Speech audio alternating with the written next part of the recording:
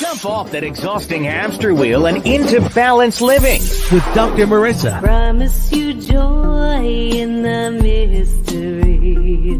Dr. Marissa, also known as the Asian Oprah. Her mission, to be a beneficial presence on the planet. Her purpose, to be your personal advocate to live, laugh, love, learn. Her life motto, don't die wondering. Take back your life with Dr. Marissa Pay.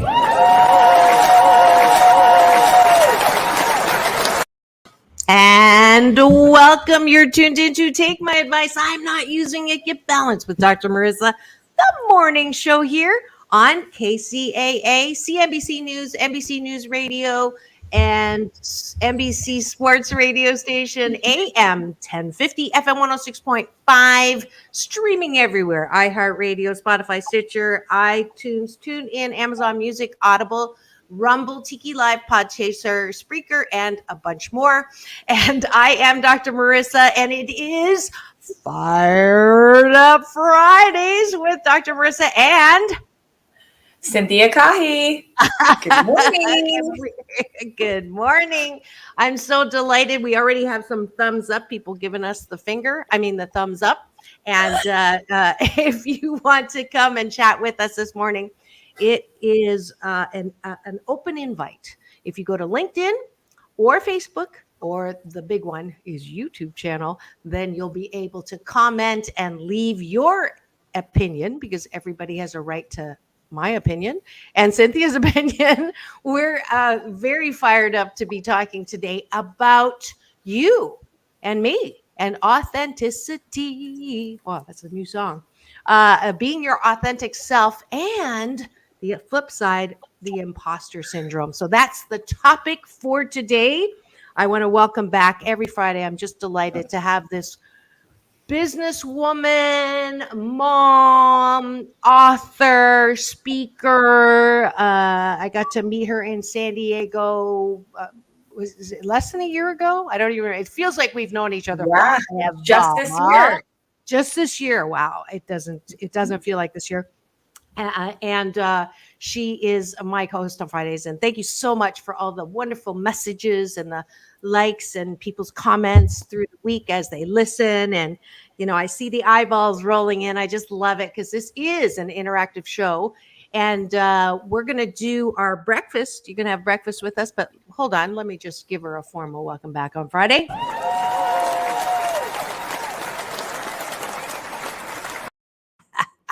Just in case you didn't get enough applause this week since I saw you last week.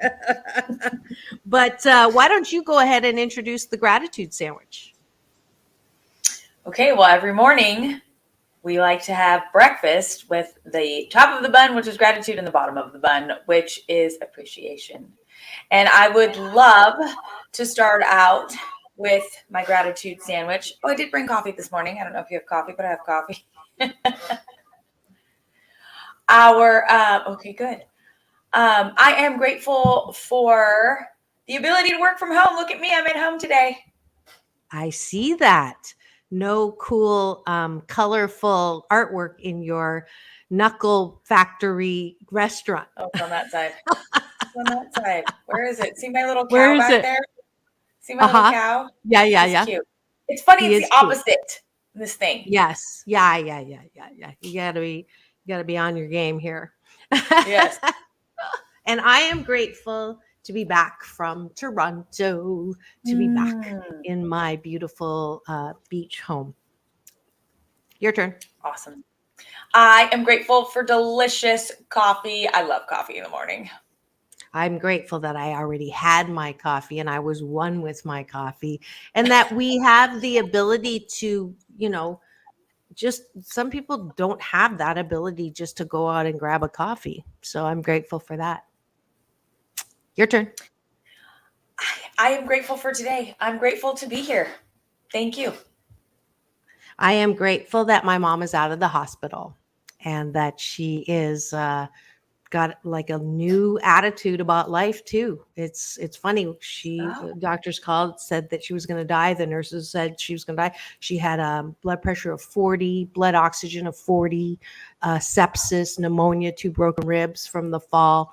And 2 days later, she's out of the hospital after I got there. So go figure. She's not She done. said, I don't think so. She said, That's I'm right. not done. That's I'm right. not done. I'm Somebody else grateful. said it. Last gratitude. Oh, I think we did 8 already. So now we're going to go to the bottom of the bun. Those of you who've just tuned in, I see more eyeballs. We're having breakfast with you with the gratitude sandwich. Cynthia's favorite tool is gratitude, and so she's right in there with the top of the bun. Now we go to appreciation of yourself. It's a muscle that a lot of us don't have a lot of muscle tone on. We look to other people for approval, and that gets us in trouble. So we're trying to get you to self-approve. And in order to do that, you have to know what you're good at. And if you've been brought up being told you're not all that, or don't toot your own horn, they meant well, but it's BS. It's a belief system that keeps you looking for love in all the wrong places. So what do you like and appreciate about yourself, Cynthia? I appreciate being self-aware. I Huge. appreciate. Oh, sorry. Go ahead. That's Okay. I I appreciate that I am forgiving. I've mastered the art of forgiveness. Well, I definitely have not, but I'm working on it. 88% of the time. That's right. I appreciate my ability to grow. A lot of people I've learned, they're kind of like, I'm okay with where I am right now. And I like the fact that I appreciate the fact that I can grow. I want to grow. All right. Can you make sure you close out of stuff? The internet's not as strong as the restaurant is, and you're flashing a little bit. So I don't know if you have anything else on there, just to strengthen that for me while I'm talking. I appreciate that I am a multitasker on steroids sometimes. What do you appreciate about yourself? I appreciate that too. It's actually really, for all of the things that I do, I definitely appreciate the fact that I'm a multitasker. Great. And my last appreciation for myself is that I love life. I'm a life lover, tree hugger, life lover. And that is it for Breakfast with Dr. Marissa and Cynthia Caughie on Fired Up Friday.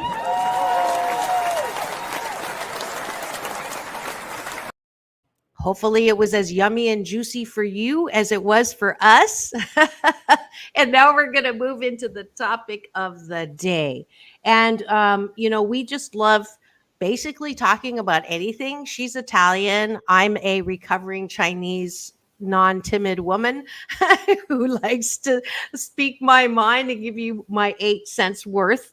And so we thought we would talk about, I got to pick the topic this week, authenticity, because it is like a buzzword probably of this last 10 years. People who go for self-development or they want to better themselves, they talk about finding or being your authentic self. And I have to admit, I have found that while it is an important thing to find out who you are, at the core of who you are, I have also found that some people use the term, I need to be my authentic self, or I need to find my authentic self, or I'm being my authentic self, as defense, as a defense or reason to be an ash hole. That's the strongest I'll go. That was ASH, by the way. I'm not going to get dinged on FCC. I know Sam's like, wow, I'm going to dump that one. But I say that on purpose because I have heard people say, I have to be authentic, and therefore I'm going to be brutally honest. And I am of the BS belief system that there's never a reason to be brutally honest. So as soon as someone says I'm being authentic, my little, hair on my back, even though I don't have hair on my back, but you know what I mean? Like I get a little bit heightened. And so I wanted to talk about that. And then the flip side is if you can't be yourself, then I know that for me and a lot of my coaching clients, we feel like imposters. So the imposter syndrome is a real psychological term to explain how sometimes you feel like with people you're pretending to be someone maybe you want to be or you hope to be, but that's not really me. And so you have a voice that says, or somebody will say, "Oh, wow, you do so much and you're so wonderful," and put you on a pedestal and you're like, "Thank you very much." And then inside your head goes, your critic in your head goes, well, you fooled them. They really don't know what's going on. They really don't know how you're really feeling. And so you feel split. And you feel like, maybe that's how multiple personalities come out. You're one way with someone, one way at home, one way and all that. So that's my introduction to the topic that I'd like to talk to today. I have no idea what Cynthia's views on because we like to do it fresh. We don't do pre-interviews. So you're going to get it live. You're going to get the fired up version of the answers to that. So that's me. That's my opinion, and I'm sticking to it. What do you think from all of that I said, Cynthia? And I should have had you do Instagram while I was talking, but that's okay. We'll do it on the next round. Okay, so for me, authenticity, again, very new to this self-development world. Nobody ever said be your authentic self. It's I think it's interesting because authenticity, it's crazy to me. To me, it just happens, right? When you're authentic, it just happens. Who are you? I shouldn't have to say, this is my authentic self. Like, why would I say that? You know what I mean? Why would I lead with, if I'm going to be authentically myself? It's like saying, well, sometimes I do ask, can I be honest with you? When I say to somebody, can I be honest with you? It means that I'm going to give you not the sugar-coated version of something that's my opinion. Can I be honest with you? Authenticity to me is knowing who you are on the inside. I think that maybe those people, or I've never had that situation where somebody was like, can I be my authentic self? I'm like, sure, because what else would you be? Right. To me, it's like, well, I never pretend to be something I'm not.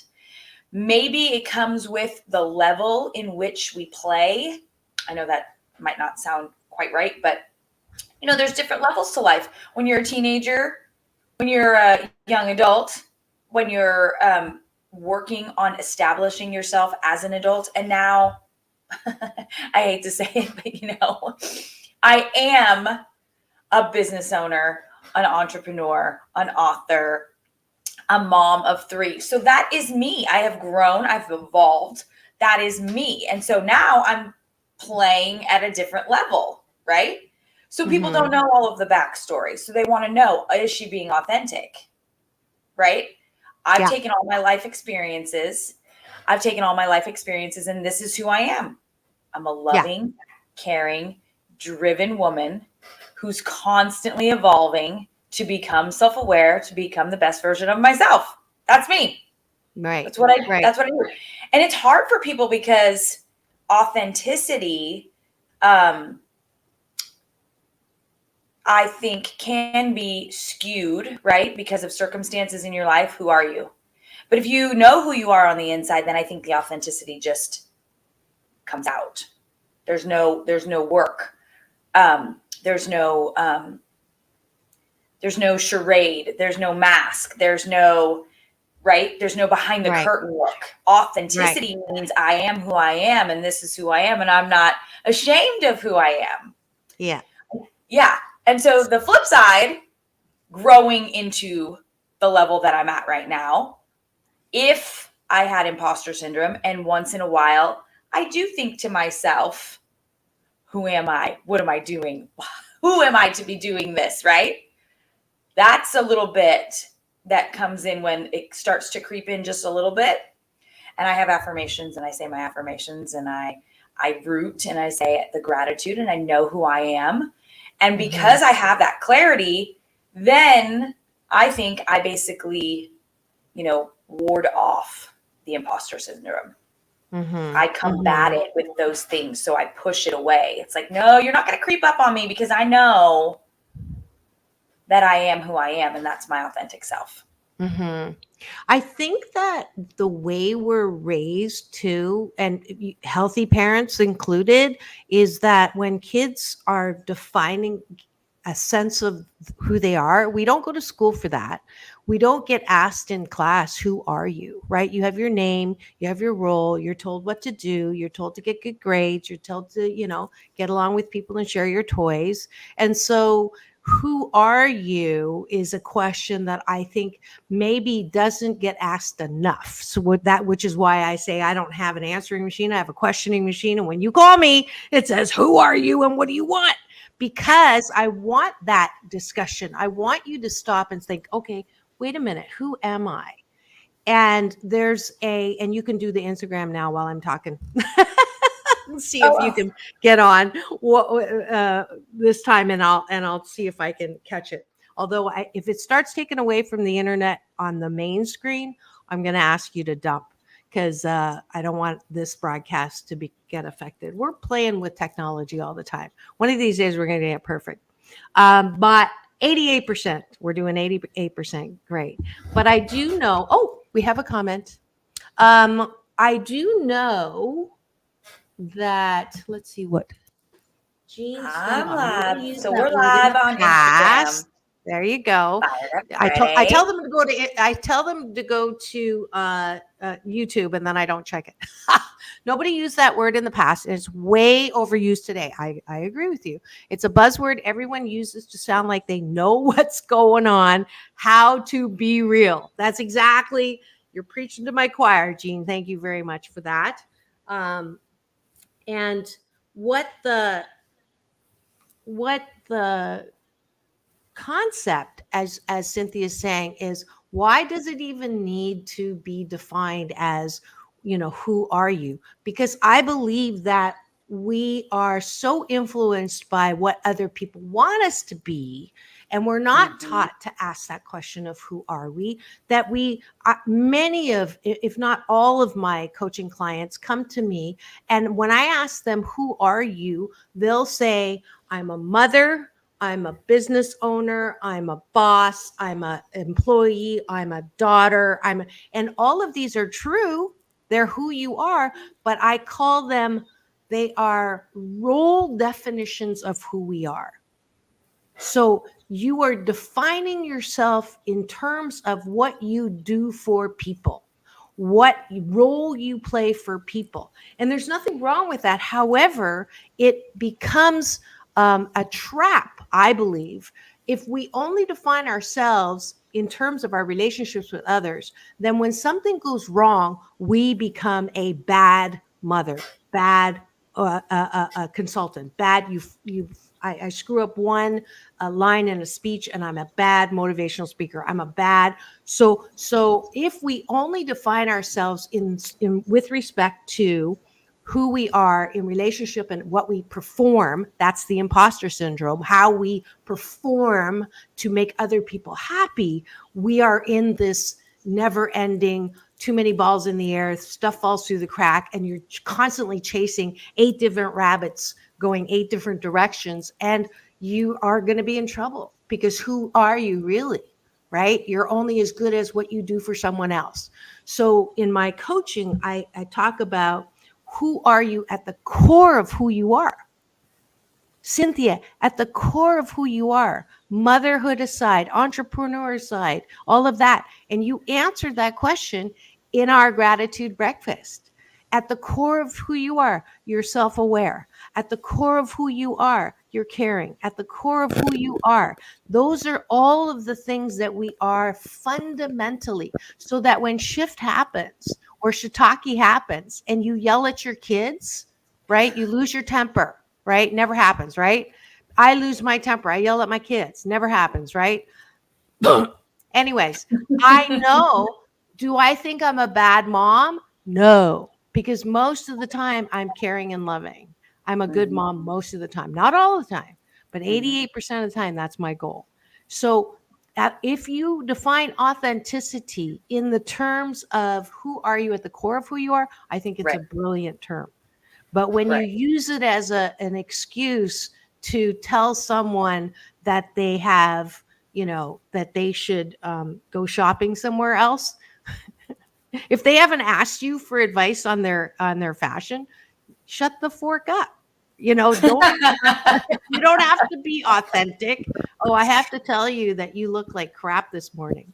Like, come No, on. that's not. No, that's That's an not opinion. authentic. Yeah, That's but exactly. that's an opinion. That's interesting that you say that. Because if we're using that as an excuse, because that's what it is, right? In order Yeah. for you to have Can you that add me? opinion, that's interesting that you say that. I'm working on it. Okay. You haven't asked to join. Oh, there you are. Okay, so case in point, here we go with the echo. I don't know why. Here we're gonna go with the echo. Oh, is that what's happening? Yeah. So anyway, for me, that's an excuse. When somebody says they want to give you your opinion, that's an excuse. That's authenticity. You're opinionated. That's who you are. That's who you are at the core of who you are. That's inside. That's, but that's your opinion. You don't have to do that. You don't Right. have to tell that person. But Right. I just wanted to piggyback a little bit. I learned early on in the self-development process, which I didn't ever really focus on. And it took me a long time to figure out who I am on the inside. I knew what I was: a mom of 3, a restaurant owner. At the time, I wasn't an entrepreneur or an author, but now I am, and that's what I am. But if you can figure out who you are before all of that, that's the authentic part. That's the part that's true and beautiful and amazing. And when you love yourself and you know who you are on the inside, that's the authentic part. I want to give you a little something that I learned probably about a year ago. I have a friend named Gary Brecka, and he is a biohacker. He is not a doctor. He is a scientist. And it was really cool. We talk about vibration a lot. Authenticity is the highest vibration. He says that the reason why, and I thought this was beautiful, when somebody is attracted to you, my energy, right? A lot of people talk about my energy. It's because we are authentic. So once people gravitate towards you, it's your energy, it's your vibration, because you are being authentically you. So I thought that was beautiful. It's the highest vibration. I thought that was so cool. Yeah, that is very cool. And I think that if we define authenticity as being yourself at the core of who you are and not having to pretend to be someone that you're not just so that person will like you more or will put you on a pedestal, then yes, it is an important term and it is an authentic, valuable term. And what's funny is I just Googled authenticity and it's it's the silliest definition. It says the quality of being authentic. Well, I love that. That was the first thing that popped up. But so we don't have to throw the baby out with the bathwater for the term authentic. We can actually use it if we redefine or specifically define it as the art of knowing who you are at the core of who you are. Right? So you don't have to be someone just to please other people. So that distinction I will accept. And I will say, okay, then that's an important term. However, if you are using authenticity as a way of, just being brutally honest, then I do not think that that's the best use of that term. I don't think it's being authentic. I just don't. What to be brutal? You think authenticity means to be brutally honest? Why can't you be honest without being brutal? I think it's an excuse. You're using it as an excuse. Oh, we're in agreement. I thought you were disagreeing. I think that is absolutely false. I'm like, I don't understand. If somebody has to be that way, then at the core, authentically, right? Yeah. Either they're, I hate to say this, but maybe they're mean-spirited or maybe they're just rude. Right. You know what I mean? Right. Yeah, Yeah. I totally agree with you. Totally agree. Yeah. Now, but I work with a lot of executives who say it's my job to tell you like it is. It's my job to tell you where you're at. It's my job, and I'm not going to sugarcoat it. And I think that our society has gone to he double hockey stick because things are too politically correct, and we can't talk about exactly. We cannot be authentic because we got to be so careful with what we say and the terms that we say. I'm not saying this as me, but this is what I heard. I like to put the moose on the table, my Canadian version of elephant in the room. So people say, we can't be authentic anymore. So there's the other side of it. We can't be honest about how we're feeling about anything. We have to be so careful about what we say and to who what we say. Speak to that. I think it's a respect issue. We don't respect other people's opinions. We think ours is the opinion of all opinions. And so when we say, I've heard people say it, and I'm like, well, just respect my opinion. Like, I have one and it's okay. You have one, it's okay. I just think that we've gotten to a point where we're not tolerant of another person's opinion because we are so entitled that we think that our opinion is the end all be all. And if you don't agree with me, then guess what? I don't want your opinion. And so that was a little sassy. And I'm just like, I don't really understand where we got to the point where we started to disrespect people. So for me, I think it's a respect issue.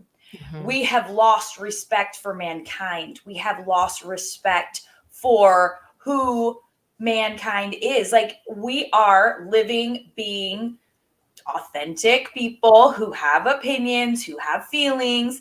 But I was listening to something. It's conditioning. It's conditioning. So in the past, everything was parents rule. It's my way or the highway. You didn't have an opinion. You do as you say, not as I do. You are quiet and less spoken to. Things like that, right? Right. That was in the past. That was the conditioning. That's how we were brought up. Well, now with the internet and everything, we don't have parents. In my opinion, we have babysitters, and the babysitters hand somebody the phone and they don't teach. And so we've lost our respect because for me, I think that the kids get whatever they want. My kids, I don't know if they ever listen to this stuff, but I'm kind of strict. I was brought up in the house where there's respect. You need to show respect for your elders. I am your mother.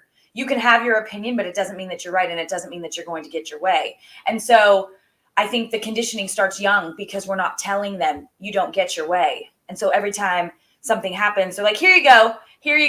And we pacify them. And so then they think that they're getting what they want or their way. And so again, it just comes up the chain, right? We're just conditioning them to say, this is where we're at right now. Yeah. And I agree with you. I think the pendulum has kind of swung the other way. You're raised where you don't have a voice, and now the pendulum has swung all the way to there, and you say too much. You have too much of a voice. You say anything that comes to your mind, and usually it's the most critical, mean-spirited, bullying thing, especially on social media. I actually took my own advice, which is what you permit, you promote. And instead of just, sliding by someone's comment or someone's meme or someone's clip or reel that was making fun of short people, like there's this one, I don't know, they just make fun of short people. And I guess formerly we called them midgets. But I put on the thing, is it possible to have something be funny without making fun of people? And somebody responded, you should probably not be on social media then. And I was like, I think I'm pretty large on social media. The last video I just posted, an hour goes by and there's now 7,500 likes. How's your channel doing? And I didn't say that. I just said, I think that we've lost the kind in humankind. Perfect. And I will totally agree to that, because part of it is just it goes a long way And I think it's that the filter maybe, we just don't have it anymore because we're so used of doing what we want when we want to, because, again, life has conditioned us to just say, okay, here you go. This is what you want. This is what you can have it. You can have anything delivered to your door now. Thank you, COVID. You don't have to go anywhere. You can sit behind your screen and yell at whoever you want and tell anybody off whoever you want. But when it comes to face, I mean, humankind, I really like that. We've lost the kind in humankind. Yeah. I like that, because if you really filter something through kindness, and I think I said this last week about doing something with a good heart, right? Yeah. If you do it with a good heart, no matter your opinion, no matter your, I hate to say feelings, but no matter your feelings, right? Right? I mean, you can be you and I can be me, and we don't have to agree, and we don't have to be in the same room together. We all make choices. Yeah. And I just think that sometimes I say this, I have a different opinion of it now, but I mean, you should be able to be who you want to be, but be kind. If you filter it through that and you do it through a good heart, the world will be a different place. Absolutely. Absolutely. And if you've just tuned in, we haven't done a station ID in 37 minutes, but what else is new?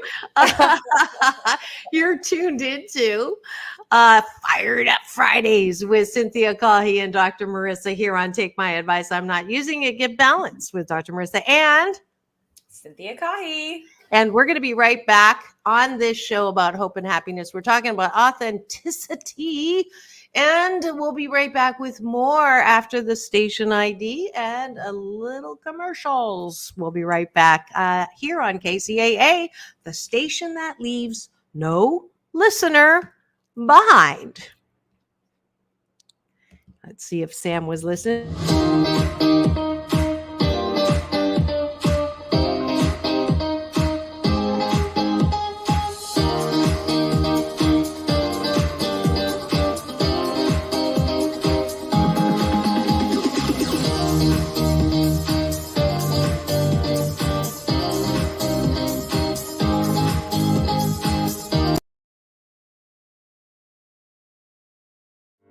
Welcome to Balanced Tai Chi Gong. My name is Dr. Marissa Pei.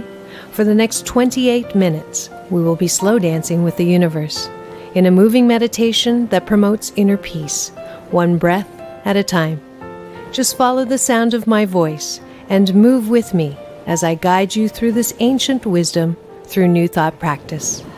As a corporate psychologist, I created this practice in response to my life and those of my clients.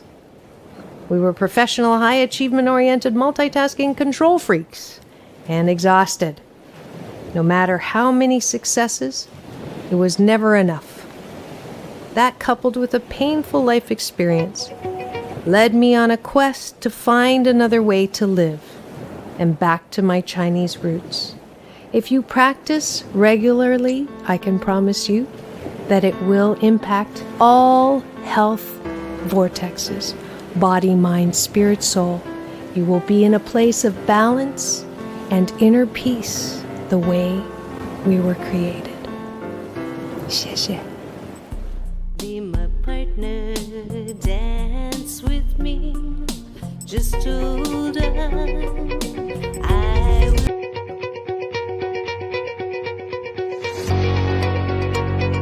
Talk about commercial.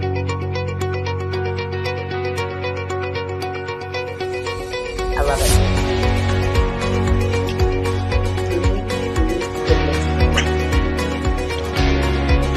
It's the knuckleball. It's the knuckleball. It's coming, people. I love it. Oh, what happened? Oh, that was it. That was a short commercial. Yeah, and we're back. Hold on, we didn't come back.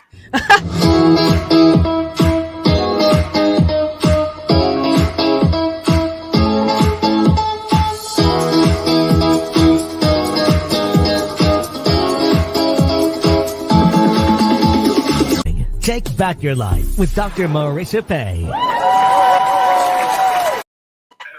And we're back. You're tuned into Take My Advice. I'm Not Using It. Get Balanced with Dr. Marissa and Cynthia Caughie. Here on KCAA, NBC News Radio, AM 1050, FM 106.5, and streaming everywhere. iHeartRadio, Spotify, Stitcher, and my YouTube channel, where a number of eyeballs are rolling right now as you come in and comment.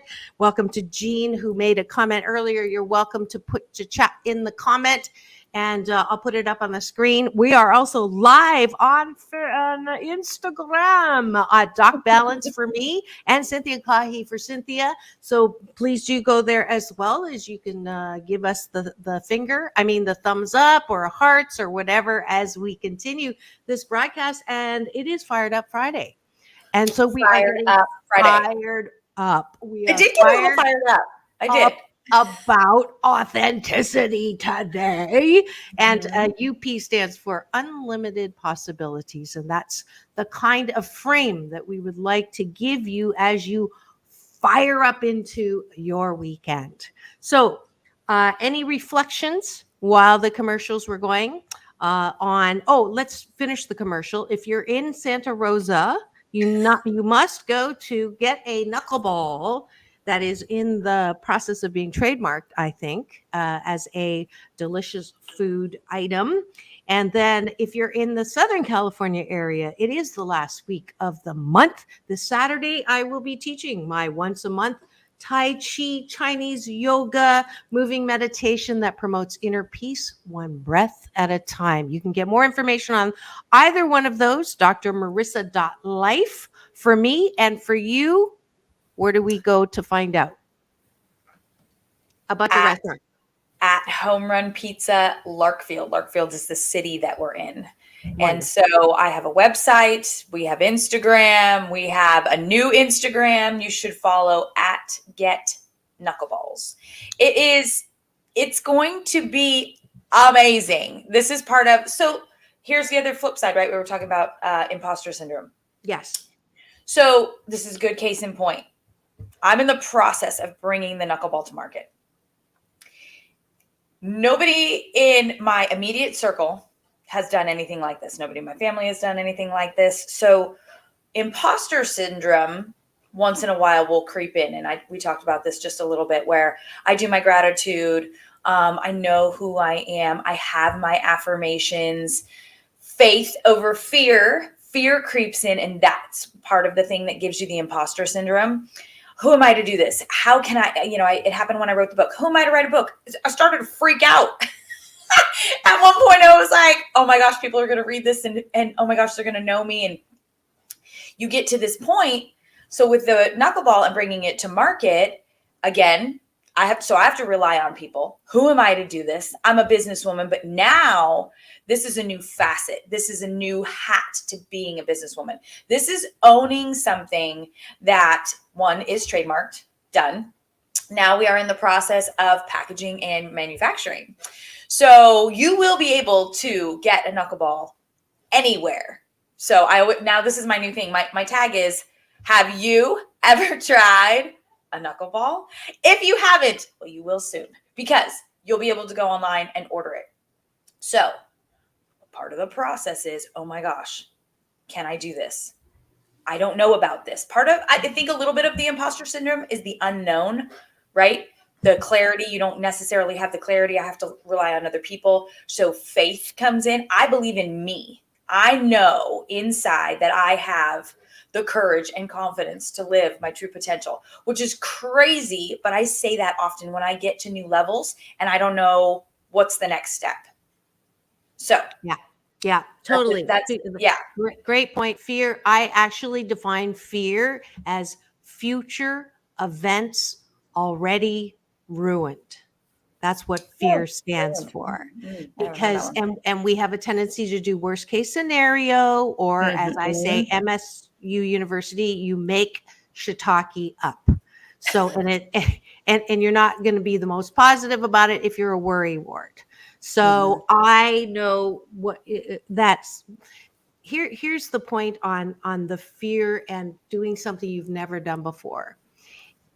I believe that one of the reasons why the imposter syndrome happens is because we care too much about other people's reactions to who we are or what we're doing.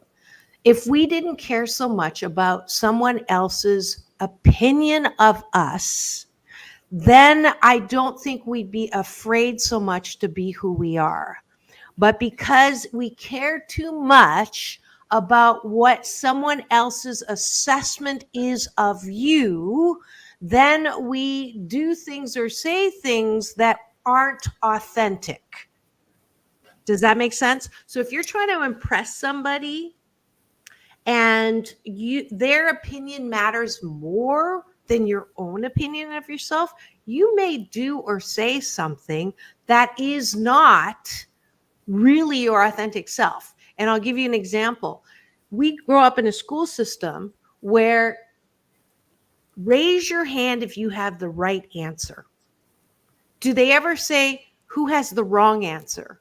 So already you want to be right. You want to have the answer. And so in your case, you don't know what you're doing because you've never done this before, but you can't admit that you don't know what you're doing because you don't want people to think that you don't know what you're doing, or you don't want to be taken advantage of by someone who's going to go in there. I'll tell you what to do. And I had this happen. I had someone say to me, I will help you for free. You have so much potential, blah, blah, blah, blah. I will help you for free. And I fell into this place where I actually believed her BS, her belief system that constantly said, you don't know what you're doing. If you knew what you were doing, you would have a lot more money. And I believed her because it mattered what she thought. And I gave her so much power, and that free almost turned into $25,000 that I would have to pay her. And what happened, that was an important lesson for me, because when I sat down and distanced myself, the voice said, you know what the fork you're doing. You've done this all by yourself, or, you may have not done it in the most expedient way, but you know what the fork you're doing, right? And I needed that contrast to turn around and say to myself, you don't give yourself enough credit.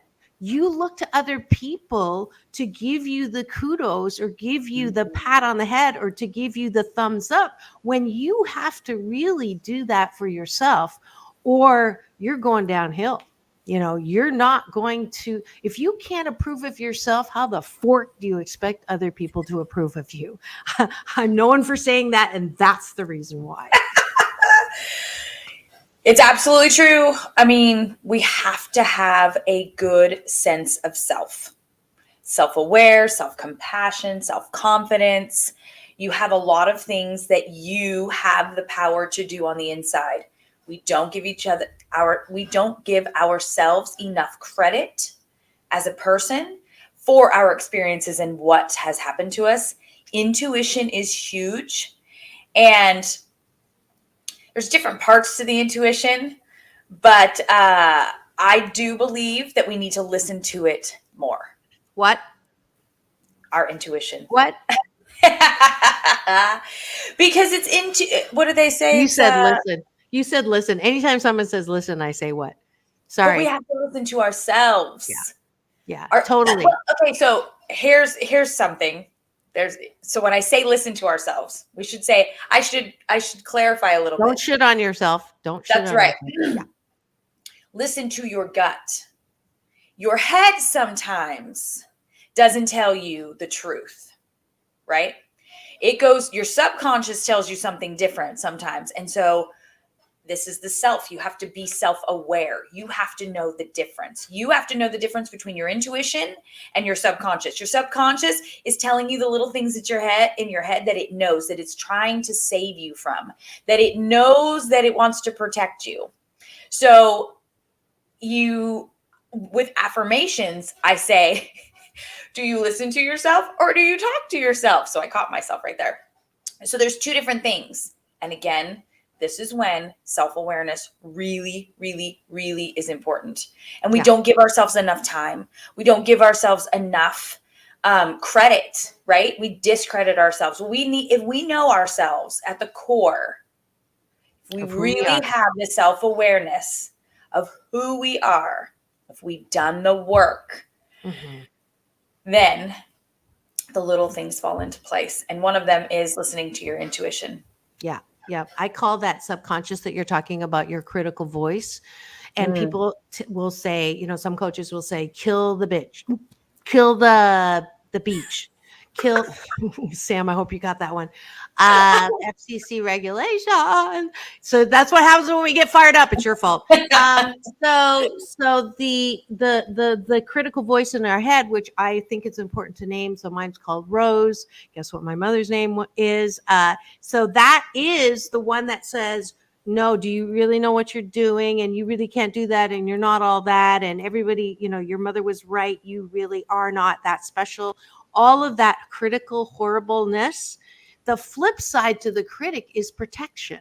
So I don't hate my critic. I embrace my critic and say, thank you very much. You've been yelling at me my entire life. And thank you for protecting me. If it were not for you, I'd be run over by a car, or I would have charred hands from putting it on a stove. So there is some value to the protector critic.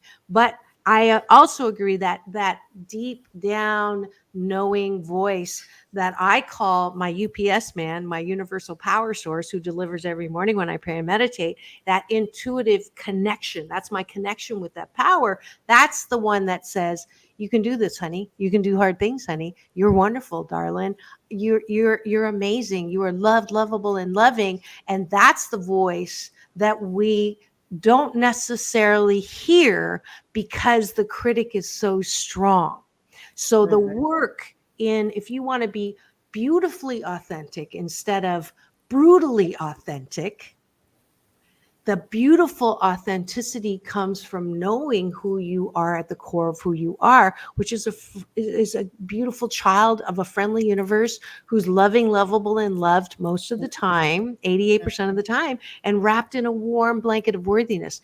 If every person, 6 billion of us, if even 88% of us loved ourselves enough and had that core belief that we truly are at the core of who we are, loved, loving, and lovable, what would this world be like? We would have peace. We would have peace.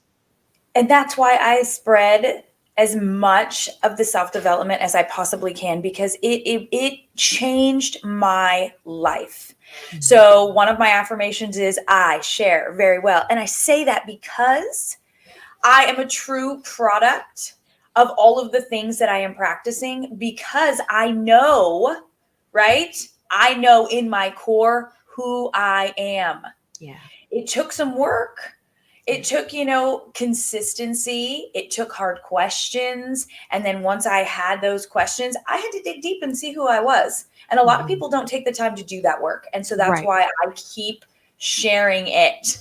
Right. And you do a fabulous job doing that. And it's wonderful having you as a co-host on Fridays. And that's what you're listening to every Friday, weekday morning at 8 a.m. You can be part of getting fired up, meaning unlimited possibilities for you as you. And I think that self-loathing, and I said this on when I was interviewed in the Philippines on ABS-CBN by Karen Davila, and she's known as the Philippine Oprah, by the way. And she, at first, she asked me what the biggest challenge is for women, and I said self-loathing, and she said, "Really? Self-loathing? That's pretty strong. That's even worse than self-hatred." But if you think about so many of us, without the work, without the self-development work, we are like bobbing on this wave of criticism. And we don't even need someone to criticize us. If someone says to me, "Oh, I like your hair," I used to say, "Oh, I didn't even wash it," or "I like that outfit. Oh, I thought it made me look fat," or "I like those earrings. Oh, I got it at the 99-cent store." We downplay every single positive thing about us, and it becomes a bad habit. and it doesn't make us feel good. Now, that's one extreme. That's you're a piece of shiitake. And that BS, that belief system that you're a piece of shiitake is ground zero for many women. And we're talking about women because we are women right now. Men have a little less trouble with this one. I always say that women think they're not as fat, not as smart, and not as successful as we actually are, or as pretty as we actually are. Men, on the other hand, not all men, but many men think they are better looking, more buff, and have more hair than they actually do. And so I say have a guy date because it's important for us women to start changing our ground zero belief systems about ourselves. We are attractive. We're not hot shiitake. I'm not better than you. I'm not like all that, but there's a middle ground, that 88% mark, where I'm not a piece of shiitake. I'm not hot shiitake, but I'm just pretty good shiitake.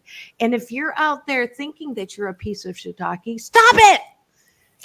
You are beautiful 88% of the time, inside and out. And that is an authentic belief system that if we can grow into that, we're going to have happiness 88% of the time. Sorry, that's my soapbox for the day. You're good. Love yourself, love others. Love is an amazing, amazing emotion, feeling. Give, it's vibration, Yeah. If you have that, oh, cute. David said, ladies, you're beautiful inside and out. Thank you, David. Which is honestly, David. Are yes. you single? Is David single? No. Honestly, he is. Oh. He's an awesome friend who is just very, very supportive. So he's here. And thank that's you. so Thank nice. you. Well, I'm looking for a date for the Saban Theater for Zucchero. So if you want to drive down from Santa Rosa. Well, no, David's in, I forget the city. He's close to Chicago. Oh, never mind. Right Too outside far. Chicago. I'm just teasing. Anyways, we're almost out of time. Your last word is? Love yourself. Give love. Be loved. Be loved. Let yourself be loved. Give love to other people. I actually say that in my gratitude journal. I am grateful to have an open heart to give love and be loved. Beautiful. Thank you so much. My last word is you are loving, lovable, and loved. And don't ever forget it. This has been another scintillating episode of Fired Up Fridays with Dr. Marissa and Cynthia Caughie. Come back on Friday. Just come back all week. I am here all week with my hashtag positively opinionated BS belief systems so that you can drink my rose-colored Kool-Aid and have the best day ever. It's all about balance. Peace in, peace out. World peace through inner peace. Now go forth and have the best weekend ever.